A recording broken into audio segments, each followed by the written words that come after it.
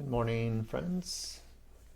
Today we're going to talk about the journey from my previous life to the creation of Just Love Forest and really a life around surrender and what does that mean in practice versus a concept. So, as I've talked about in previous episodes, I had the experience that I had, which I would call a spiritual awakening. They can come in many forms, in many ways, and many experiences. And then I went on a journey for just over a year that took me to Encinitas and to India and back through Africa to ultimately to meeting Ram Dass when he was still in his body.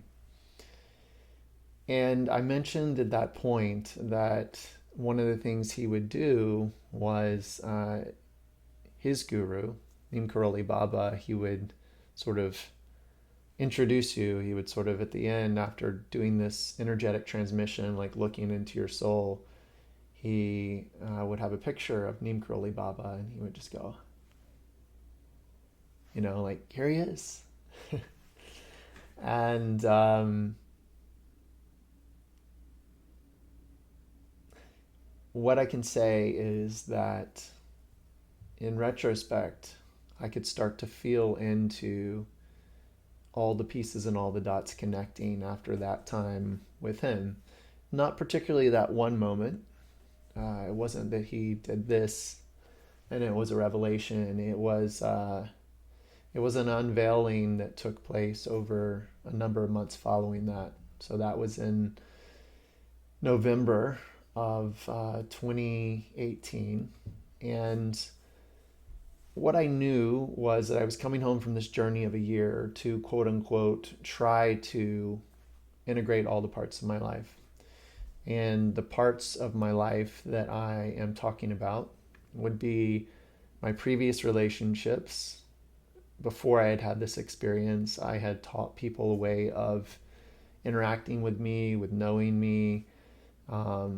We all do that. We create a series of rules of behavior, of rewards and punishments for different types of interactions that people have in our life. We do that whether it's conscious or subconscious. And so there's this way of flowing with people. They teach you how they flow, and vice versa. They learn how you flow, and then you either dance or you don't, you know, more or less. That's kind of what it comes down to when we talk about friendships, relationships, love, all theythey're just variations of dancing in ways or not. And so there are all these previous relationships that I had fostered over the totality of my life. And those had not had any kind of refresh or update since this experience. And unless you go to the effort to reintroduce yourself as you're changing in life, whether it's cataclysmic or whether it's gradual, you can't expect people to know how to treat you or know how to be in relationship with you unless you want to make that investment. And that's true of anything. That can be a life partner, that can be a business partner, that can be a friend. Once the investment in education as to how you're evolving and how you're being stops, that reciprocal nature that is the foundation of real relationship can't continue. So I had all of these previous relationships with people that I still very much cared about and loved, but there was no update to what I was experiencing and what I was going through. And then I had my accumulation of the wealth that I had at that time. So I had a home that represented many things on my mission to achieve, to conquer, to win. And it represented previous relationships that I had had. And, just how I was using my time overall, all of that stuff, all those investments, they were still sort of stuck in time. They hadn't been updated. I had this experience. I had a deep desire to integrate that through traveling and learning and being with new types of people. And I felt a calling, it felt right for me to come back to integrate these pieces. I feel that it's important as we have any of these awakenings or any of these periods of expansion or growth, that the unison, I've used that word before, the unison is incredibly important because you can change the aspects of the story and you can move the pieces around and you can reskin it in lots of different ways. You can call something, a new set of behaviors, more spiritual than what you were doing before. And if they're severed from all of life, if they're segregated, if they're running away from the reality, the responsibilities, the incarnation that you were given, it's just the same game in many respects with a new skin on it. And so you can call it whatever you want, but if it's not unified, if you can't be comfortable in every setting, in every face, in every relationship as the totality of who you are in every moment consistently, it's simply merely, again, a rebranding, a reskinning, and the work is only being pushed to another flavor, another chapter, another story, but it's not really getting done until it can all come together. And so that unison, that unification is important, so that all aspects of your life can flow through truth. And truth can only be known if you state it, if you live it and you state it. And so that's what I was really intending to do with coming back. It was a desire to be with my family who I love. And there's a desire to be back with my life partner, who was going to be moving there in the future. And we'll have a whole thing about relationships and spiritual awakening a different time, but that's an aspect of it. And I also needed to figure out how I could unify my spiritual life and my spiritual yearning with also acknowledging that I live in a commerce-based Western family and culture that does require the play and the exchange of energy as money, and trying to figure out that new relationship with those things, knowing that I had this newfound somatic intelligence that would not let me do certain things unless I was going to receive great physical pain in my body, which I loved myself and loved myself so much that I would no longer choose to sustain suffering, even if it was branded as achievement or social adoration, wealth, whatever it is. Those pains, which I had the whole time, were no longer something that I could deny or repress or had any desire for in that way. I found that my greatest wealth and my greatest freedom is like complete peace and presence in every given moment. And that's what I'd actually been yearning for my whole life, that I had tied to a false notion and a false story of acquisition of wealth and stories of other people's depiction of achievement. And I'm so grateful, like even now, like in this moment, every moment, to feel this freedom and this peace and this gratitude and this contentment. And it is pervasive. But it's a choice to be able to restructure aspects of your life so that you can experience that all the time. And so that's why I was seeking to come back. Did I ever have thoughts of moving to a cave in the Himalayas? Absolutely. 100%. Did I idealize, picking up and moving to another country, whether that was Costa Rica or India? Yeah, absolutely. Did I have opportunities to do that I steered away from? Yes, I did. I had real opportunities to do those things that I steered away from because I knew that there was work here to do. That's the thing that I knew. So I came back and I had shut down my startup finally. It took, about a year, just over a year. And at that time, I still was very much caught in the money situation with, having a beautiful home, but it also had a very significant payment on it with a mortgage. And I had some opportunities to do consulting for technology type companies. And I knew for sure in my heart that that was not what was aligned for me. But at that time, that was the only thing that I could see as an immediate next step. And I decided to surrender to that, knowing that that was not going to be a long term thing, and trusting that I would be able to navigate myself out of that at the appropriate time. So I did take a short term position with a company in Texas. And yeah, it just furthered all the things that I already knew, deeply.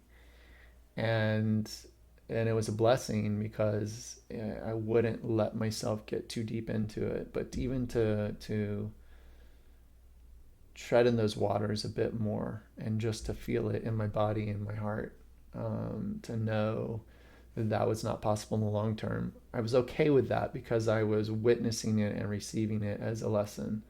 I didn't feel trapped because I knew I had the freedom to change it at any moment, and it was just a matter of timing.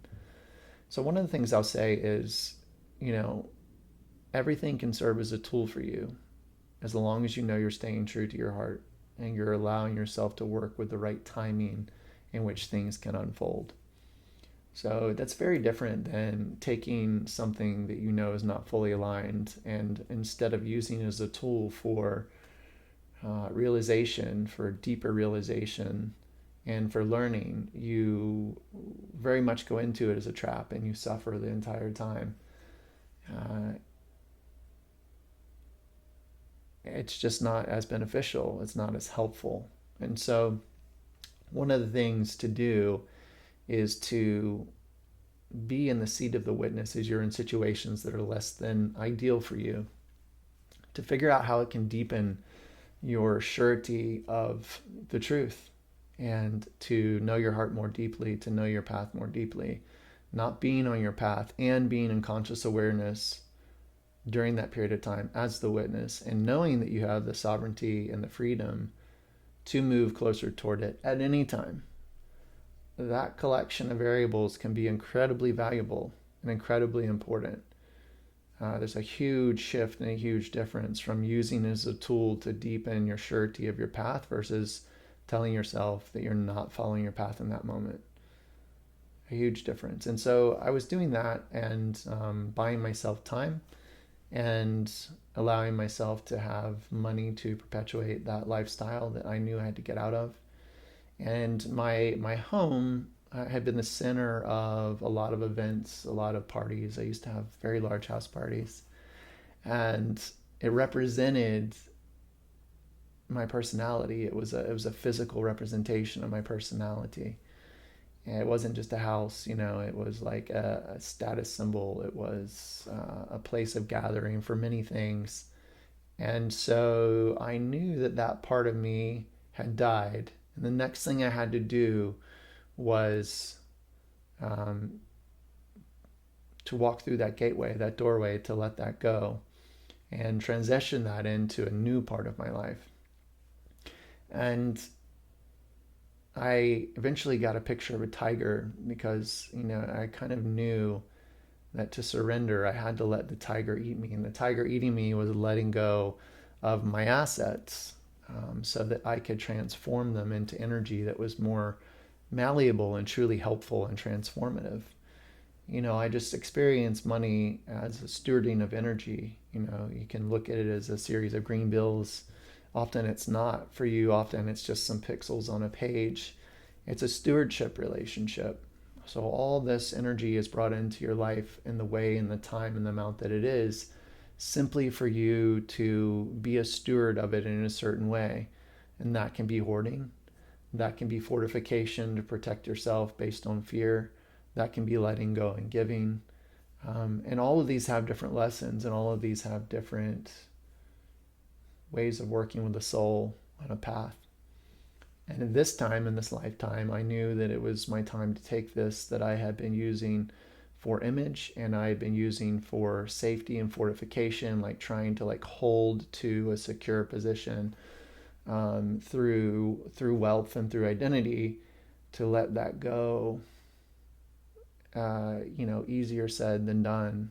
To let it go even after the experience, to walk through that, knowing that once you do that transformation, it's a transformation. It's not something that you would easily go back on, because once you do that, if you're transforming, it's actually changing your relationship with that energy, and that energy is changing you. It's not like something where you would like sell a house, buy another house, and maybe you come back and you can always rebuy your old house. That's not transformation, right? That's just like gambling with chips on a table. This was releasing the energy that I had stored up in a certain way and allowing it to transform me so that I could live in a different way, and it could be helpful to a greater number of people. I had a picture of a tiger because I had, been listening to a number of teachers, and one of the things was that in surrender, like you had to let the tiger consume you completely. And for me at that time, the tiger consuming completely was letting go of this career and letting go of these assets and this home, and trusting that whatever was on the other side was going to be far beyond my wildest imagination. So being able to do that, I would just have this picture of a tiger, and I would look at it, and I would ask myself, am I ready to be completely devoured by this tiger, trusting that it's for the greatest good? And it was a beautiful exercise, because I would get close, and then something wasn't quite right. Something didn't feel quite right. The timing wasn't quite right. And I had to keep working with it because it has to be authentic. If you surrender based on falsity and based on the pressure of other people and other variables, you're not surrendering. You're actually just being manipulated. Whether you're manipulating yourself or you're being manipulated by other people. With surrender, it has to be a complete letting go that's aligned with the heart, that doesn't contain manipulation and doesn't contain doubt in that moment of stepping through. There's a significant difference between like being told something and then doing it because you feel compelled, versus like connecting deeply to your own heart and with complete confidence against the rational nature of the mind, moving forward and connecting into something beyond your understanding and beyond your wildest imagination. So it took me a number of months. I'm doing my practices every day, and I'm building faith, and I'm building courage. I've said before, the most important virtue for me and for many on a spiritual path is courage. Courage being a series of practices that gets you closer and clearer into the center of your heart. It's polishing the mirror of your heart so you can see yourself and know yourself clearly. And once you've done that work enough, then you can just walk forward with each step, trusting that there's so much greater than you that's actually propelling you forward and supporting you in ways that are incomprehensible. So I was doing that work temporarily, and I even during that period of time, I started working with a number of different types of practices, which I'll get into in other podcasts. The thing that I found that's super interesting and really valuable and important is there's all these gateways. We'll talk about these on other podcasts, but there's all these gateways, there's all these doorways into a central unified experience. So some people might come in through religion, some people might come in through a spiritual awakening, some people might come in through sacred plants, some people might come in through variations of meditation and breath work. Some people might come directly through, pain, the loss of a child, the loss of a parent. All these moments of opening tend to bring people into a singular experience. And so when people say, Jesus, Buddha, all these various deities and beings, it's one. What that means is that there's a singular experience beyond all of that, that is the samadhi, if you will, the highest unified form of experiencing life and existence as a singular experience, the singularity. The words, the definitions, the vocabulary, the examples can go on and on, but the one is in fact the one. And so what I found is that doing all these different practices and working with different teachers and lineages, after I had had that first experience that was not aided by any kind of plants, that was not a lineage, that was not a practice, it was completely spontaneous, I found that in doing work with these other practices, I could come into that oneness in different ways. Again, like a million different gateways to the same thing. Eventually, would come back to this oneness. And for me, the word that I use to describe that infinite energy in that oneness is in fact love. Some people would say peace. Some people would say light. For me, it's a palpable experience somatically of unconditional love. This is important because when you realize that every practice is nuanced for a person and a time and a place, and you also realize it's coming back to a singular reality, it frees you from proselytizing. It frees you from having to teach people the way. It frees you from the obligation of trying to lead people down any one path in any one particular way. You're just trusting that their incarnation is beautifully and perfectly designed for them to find the gateway and the doorway and the time and the way and the method in which they're meant to find it. And if you get to be a witness to that and get to be a friend during that period, wow, it's amazing. It's incredible. There's nothing greater, really, to be able to share that with someone in a variety of ways, but you don't have to create it for them. And so there is that opening, that liberation, and that letting go of a sense of false responsibility. So I was asking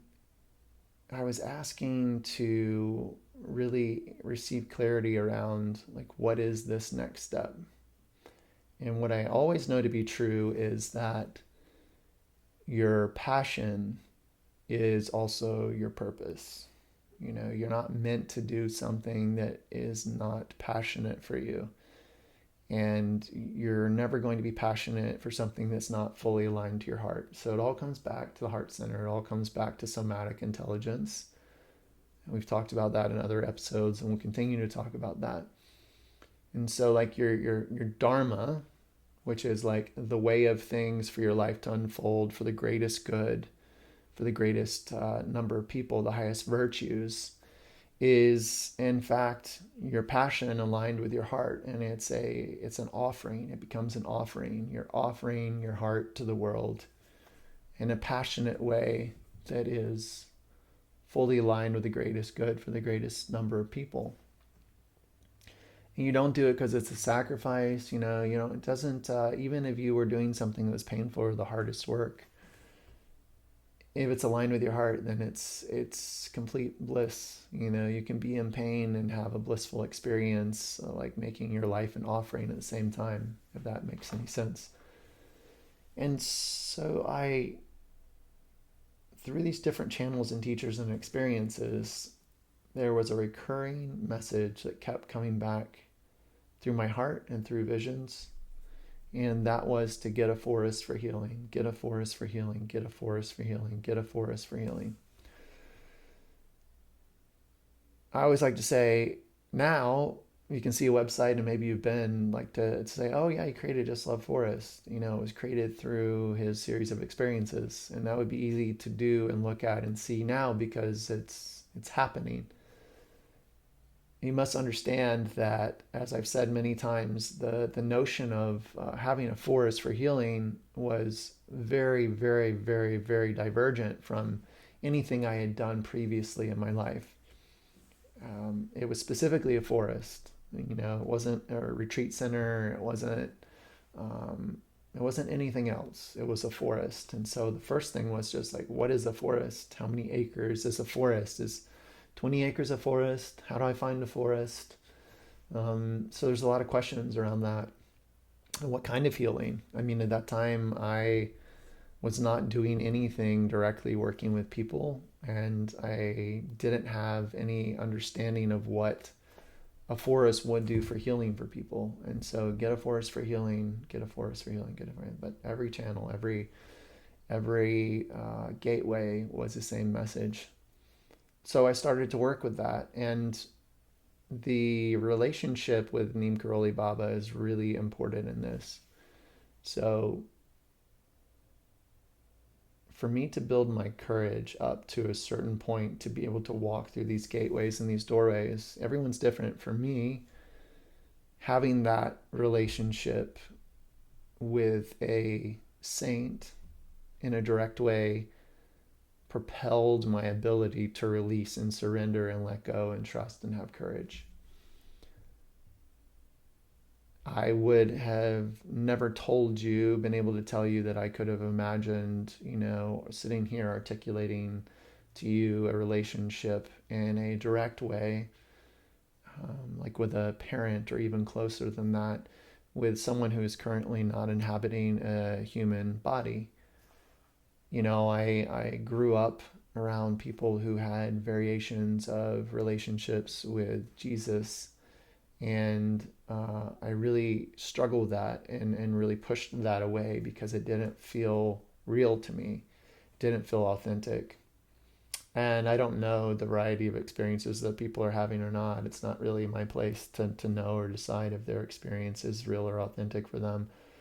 But I know that time growing up, it very much was, I would say I very much flirted with, it's like I knew everything was sacred, but I flirted with the idea of experiencing the nothingness of atheism, not in a negative way, but like there's no central controlling being or field. And I would like tap in and tap out of that, especially in my teens. But the sacred nature of life would never let me fully get to that place either. But I was kind of somewhere in that stream between the two. And so once I had that opening experience, and I described it as infinite energy, so I knew I was bigger than myself and bigger than my story and bigger than, this single human body. I knew that I was all of creation, and I knew that you were all of creation, and I knew that all of creation was all of creation. I could see and feel and know the interdependence of all of life beyond just a story. But it wasn't personified. It didn't feel accessible. It didn't necessarily feel very simple per se. It was like, it felt a bit out of reach, a bit esoteric, a bit overwhelming. And after I met Neem Karoli Baba, it totally shifted that depersonalization, and it totally changed and evolved from something that was just out of reach and sort of incomprehensible really fully to just love, to just unconditional love, and and a relationship that was based on like fun and just loving life and all the lessons and laughing and appreciating simple, simple, simple. It's like brought all this beautiful simplicity and paired it with like unimaginable infinite complexity of life. It's just this really interesting juxtaposition. And so after having this direct relationship, which I'll talk more over time about, it made it all very fun. It made the game much easier to want to fully be present for. And for me, that's meant that I know without any doubt that every lesson, every person, every interaction, every moment is meant for me and the soul in this lifetime to develop. I have no doubt of that. Doesn't mean I like all the things that come in, but I can witness it all the time as, the stream of lessons and variations of perfection that are flowing through. And it's this relationship with a being that is a saint who's not currently in a human body that has allowed me to step forward in each one of these pieces. I don't know the answer to the question if I didn't have this experience of a direct relationship, if I was just the opening of the totality of the universe. I don't know that I could be living in the way that I'm living with, again, the joy, the simplicity, the love, the courage. I don't know. Maybe I could, but I will tell you that after there was this benevolent presence that never went away, that is this unconditional love, that's when the variation of miracles started to be seen and be recognized. The grace, as they would call it, and we'll talk a lot more about that relationship and grace and what it is. So I wouldn't say that it's necessary that you know that you have a relationship with any beings greater than yourself. It doesn't mean that you don't. It means that you don't know it. There's so much complexity and there's so much beautiful interrelationships, so many things. Don't suppose that you know that you don't have anything, because the interdependence is such a beautiful web of magnitude and complexity, that there are all these relationships that we are not conscious that we have or we participate in the way that we get to. So it's just not something that you can really create or you should or you could call in. It's just it happens as it happens when there's that knowingness, there's that introduction. And then, once you have certain introductions and once there are certain things in place, it's really hard to not just fully surrender and start to trust everything that comes and goes and comes and goes and comes and goes and comes and goes. Start to look at the patterns and the dance and the beauty of it all and the mystery of it all. And just sitting in like calm, peaceful love and letting it happen in and out and in and out and up and down and around all these variables, all these things, all these people, birth and death and light and darkness and all the forces of nature, just constant, coming in and out and in and out. And instead of just focusing on safety and fortification and acquisition of wealth, just being really open to all of it and seeing the interrelationship and how you can be of greatest service. Point of all of that is to say that it was with the knowingness of that relationship in combination with this experience that I had the ability to fully surrender without feeling like I was manipulating myself or other people were manipulating me in any way, shape, or form, and to have trust that there was something greater here that I couldn't understand, didn't need to understand.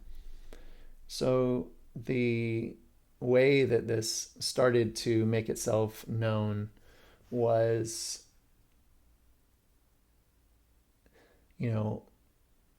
there's not something for me where like the clouds part and like somebody comes down out of the sky and they say in words sitting across from me, this is that. Dream states, yes. Various types of journeys, yes. On a day-to-day basis, the flow of life is the relationship. And so I was led to one property for a forest. And you say, well, how were you led? Like what? So there's no ceremony, there's no ritual, there was no like parting of the sky. It was as simple and clean as sitting down, going, searching for forest, Georgia, Atlanta. And then the very first thing that came up, seeing a 716 acre property that was for sale. and knowing based on my somatic intelligence in my heart and so many other the other thing that starts to happen is there's so many other synchronicities that are happening around you that everything it's like this, it all starts to coalesce into these series of miracles that are happening so often, so readily, that you're not in the same mindset anymore. You're not in the prove it to me. You're not in the, like show me one more time, like give me a third sign. When these things start to happen and you start to get in the flow and your relationship with reality, when I say reality, I mean all the variables in terms of people and energies and timing start to flow and open in a certain way, the way that you have a relationship with that changes and shifts. So if you think about it as like you're just listening to me, and then the mindset that you may inhabit right now, you're thinking about that one instance of like, oh yeah, just go and you search and you find. It's so much more than that, because there's so many things that happened before that leading up to this point, that the trust gets deeper, and the deeper the trust gets, the more in a relationship there is between everything you're experiencing in yourself in a symbiotic way. So when I say, like there was just this one first property, and I knew what that means for me is that like there was no resistance to it, there was no doubting it, but not because I was trying not to doubt or not because I was trying not to resist. It was a natural state, and it's not passive. It's actually incredibly active, and incredibly clear. And so that was the piece of property, and there was no selection process. And I had never looked at a piece of land before. I know nothing about buying land. I never owned a chainsaw, never owned a pickup truck, as I like to say. And so I just contacted the real estate agent. And, we went out there, and um, I don't know anything about looking at land. He's like, I don't know if the roads are cleared. And in my head, I'm like, what does he mean if the roads are cleared? Like, it's not even a thing to me that time with a piece of land like that, trees fall all the time. And unless you're constantly cutting them with chainsaws, and, they're blocked. So we went into whole adventure, whole long story. But I knew when I was there that this is the place because of how I felt. You know, did I have any doubt and any fear? Yeah, absolutely. And that is coupled with this clarity, like this pillar of clarity within, that is honoring all parts of my incarnation. So, it's like when you're meditating and people act like your ego is evil, and no, like all these parts of your body exist for a reason. So I tap into the fear, and I tap into the doubt, and I tap into the interrelationship with this the column of confidence, based on courage and based on clarity of my heart. And yeah, they all get to play together. So it's not a denial. If I said I didn't have any fear or any doubt, then it's like, what would courage be? It wouldn't be courage. It would just be denialism of like the reality of all these forces that we get to sit with. So at the end of it, he had been probing me as a real estate agent would. How many properties have you looked at? How long, oh, this is my first one. And if you're a real estate agent and you hear that, buying a big piece of land usually takes a long period of time. So, I could tell he was like going through a series of qualifications, and I wasn't scoring well. And then at the end, I said, well, how long does it take, to close on a piece of land like this? Oh, like 2 or 3 months, depending on the circumstances. And I just said, okay, well, tell me what we do just to start the process. And I think he felt kind of confused, knowing that this was the only piece of land I looked at, and he said, you mean you want to buy this land? And I said, well, yeah, I think so. Like, let's go ahead and start to see what the process looks like and see where the path leads us. And, I think he found that quite interesting. So that started the whole path and the whole process. And it took me about 6 months. There were some issues with boundaries. You got to go through a lot of legal things. And I took back some friends a couple of times. So it was really funny because we would sort of tell him minimal information, about what this land was going to be or do. I mean, also, I didn't really fully know, but, you know, I knew it wasn't for hunting, which many people are buying large piece of acreages for hunting, and so I would say things like about yoga and like community, just general things. And then he'd be like, I think you should just tell local people you're hunting, which I appreciated. And so I would bring back some friends and look at the piece of property with him, a couple more times. And we would go leave him and go run off and find beautiful, amazing spots. It was owned by a timber company. It had not been logged in many decades, but it was still owned by a timber company.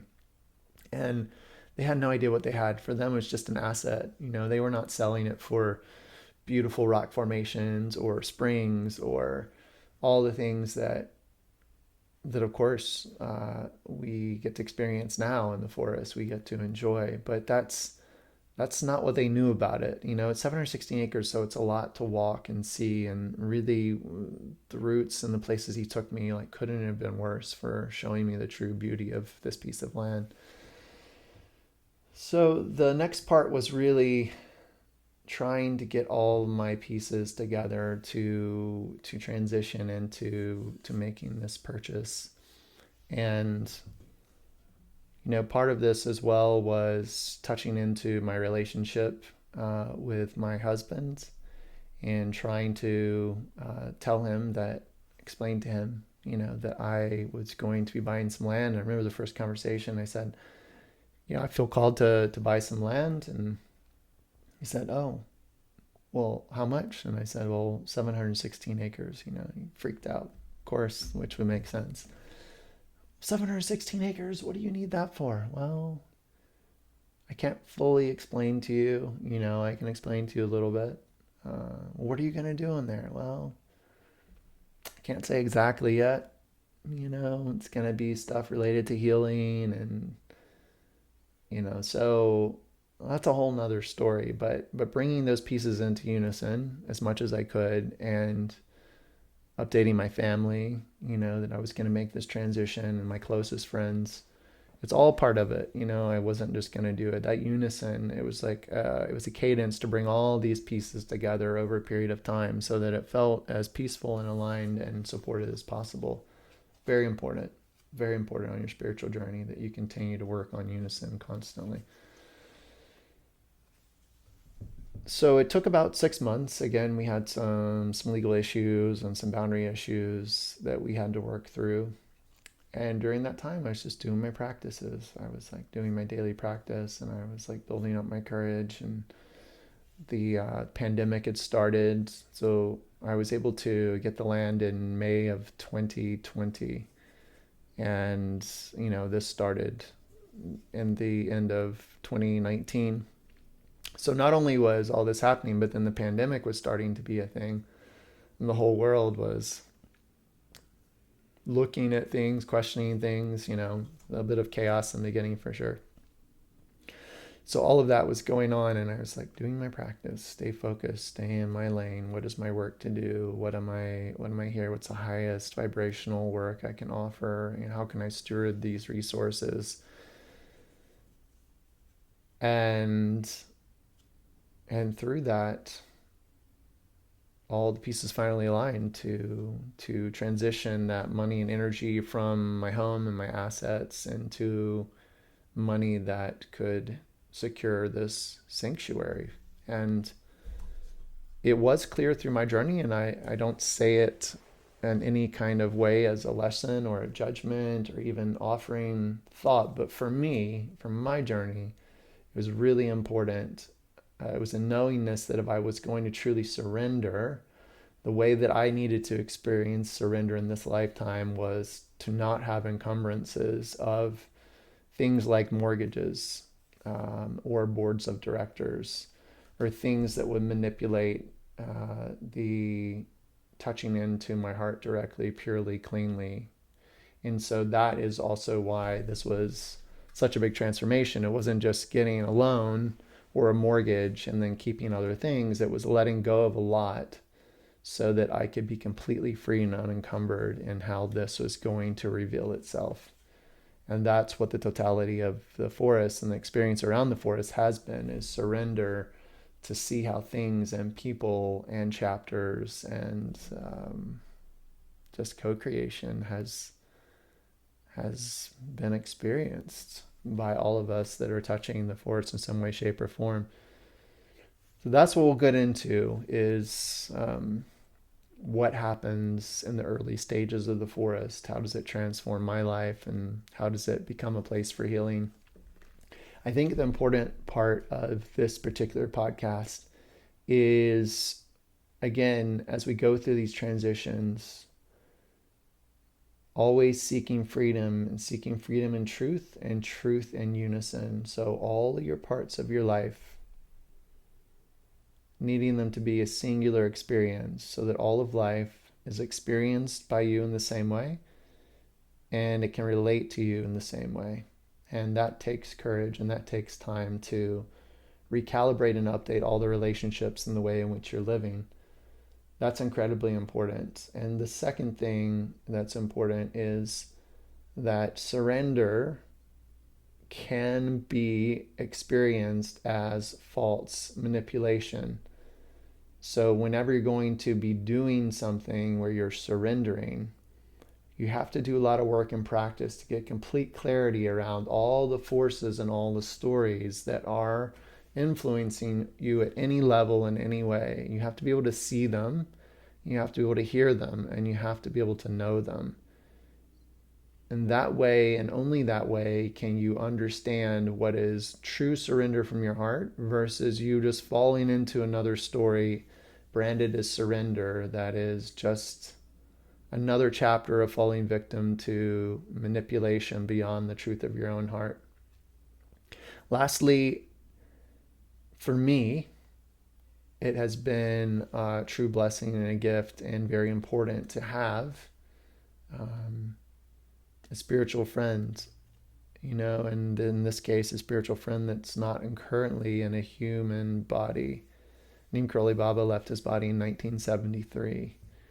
And for me, that relationship brought, again, the esoteric kind of absolute unknowable into something that was like very intimately knowable, very simple, very basic, very true, very playful, joyful, laughable. And for me, that has been crucial and critical to approaching the game of this incarnation with an open-heartedness and a courage that I couldn't have imagined before. So I think those are the three things that are of particular interest as I share the story at the beginning of the forest. So that kind of gets you from the transition of the end of the year of that journey that I took after my experience, and preparing myself, doing practices, working through surrender, really starting to develop a relationship that was incredibly personal with a spiritual being. And now this is leading into having had that foundation, that experience, that relationship, that knowingness through my practices. This is leading into the embodiment of my Dharma and allowing my life to become an offering. And so that's what the stories will continue to go into next, is like, what does that look like and feel like in an actualized form? So not just doing practices and then continuing to do things elsewhere that are not an offering, that are not all in devotion. Like, as all these parts merge and then the entirety of your life becomes an offering of devotion, what does that start to look like and feel like? How can that be experienced? So that's where we'll head from here. But deep gratefulness and thanks to everyone who has supported my journey with the forest, my journey in this life. Deep gratitude to Neem Karoli Baba and all the unconditional love and all the learnings and all the wisdom all the teachers that I've had the joy to know so far.